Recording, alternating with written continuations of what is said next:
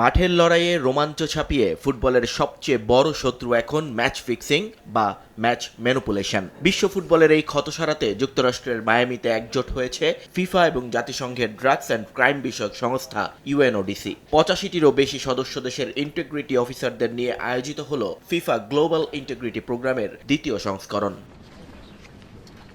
মূলত বিশ্বকাপে ম্যাচ ম্যানিপুলেশনের ঘটনা যেন না ঘটে সে বিষয়ে সদস্য দেশগুলোকে আরও বেশি সচেতন করে তোলাই প্রধান লক্ষ্য। পাশাপাশি মেক্সিকো ড্রাগসের স্বর্গরাজ্য হওয়ায় এই বিষয়টি থেকেও সমর্থক এবং ফুটবলকে মুক্ত রাখার জন্য নতুন কিছু পরিকল্পনা তুলে ধরা হয়েছে ফিফার সামনে।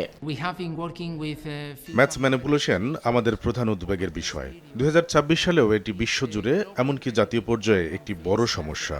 আর এ কারণেই আমরা এখানে সমবেত হয়েছি, যাতে আমাদের কর্মকর্তাদের সঠিক তথ্য ও প্রয়োজনীয় টুলস দিয়ে দক্ষ করে তোলা যায়। আমরা আশা করব সবাই তাদের দায়িত্ব পালন করবেন এবং সমর্থকদের জন্য একটা পরিচ্ছন্ন বিশ্বকাপ উপহার দিবেন।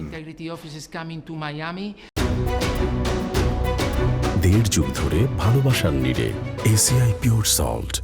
2025 সালের মার্চ মাসে চালু হওয়া এই প্রোগ্রামটি মূলত 3টি স্তরে বিভক্ত: স্ট্যান্ডার্ড, ইন্টারমিডিয়েট এবং অ্যাডভান্সড। মায়ামির এই সেশনে গুরুত্ব দেওয়া হয়েছে একটি শক্তিশালী ইন্টিগ্রিটি কৌশল তৈরি, আইনি কাঠামো এবং হুইসেল ব্লোয়ারদের ব্যবহারের উপর। লক্ষ্য একটাই, ফুটবলকে দুর্নীতিমুক্ত রাখতে একটি গ্লোবাল নেটওয়ার্ক গড়ে তোলা, যাদের কাজ হবে দুনিয়াজোড়া ক্রীড়ার দুর্নীতিকে রুখে দেয়া।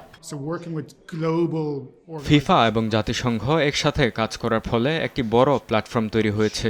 এটি জাতীয় বিচার বিভাগ এবং ক্রীড়া সংস্থাগুলোকে এক ছাদের নিচে নিয়ে আসে, যাতে তারা সমন্বিতভাবে ম্যাচ ফিক্সিংয়ের মতো হুমকি মোকাবেলা করতে পারে। আমরা আশা করছি যে উদ্দেশ্যে এই কার্যক্রমের শুরু হলো তা সফল হবে।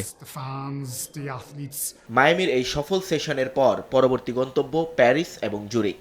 মাঠের খেলাকে স্বচ্ছ রাখতে এবং দর্শক বিনিয়োগকারীদের আস্থা বজায় রাখতে ফিফার এই লড়াই চলবে দেশ থেকে দেশান্তরে। নিয়ন মোহাইমেন, সময় সংবাদ।